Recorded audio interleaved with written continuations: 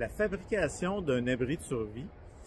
Quand on fait cet exercice-là avec les élèves, on veut leur présenter les critères pour l'emplacement où ils vont mettre, où ils vont construire leur abri. Donc, premier critère, il faut que ce soit un terrain plat. Deuxième critère, ben, il faut que à l'endroit où on est, ça soit assez dense. Donc, si on fait un tour sur nous-mêmes, 360 degrés, ben, jusqu'où je suis capable de voir. Là, je vois très, très loin.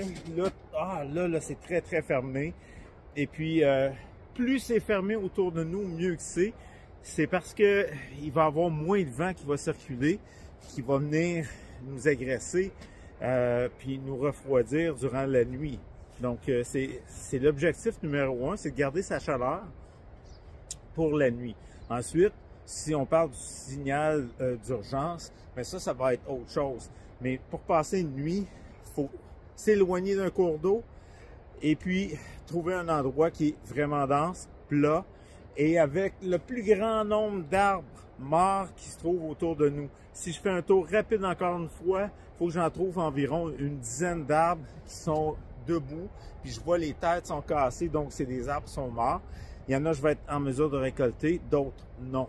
Mais imaginons ce nombre-là qui est debout, ben il va en avoir autant au sol. À ce temps-ci de l'année, on commence à les voir au printemps. À l'hiver, là c'est plus compliqué. On ne sera pas en mesure de récolter le bois mort qui va être au sol parce qu'il va être enterré. Donc, cette quantité d'arbres morts là debout est très importante.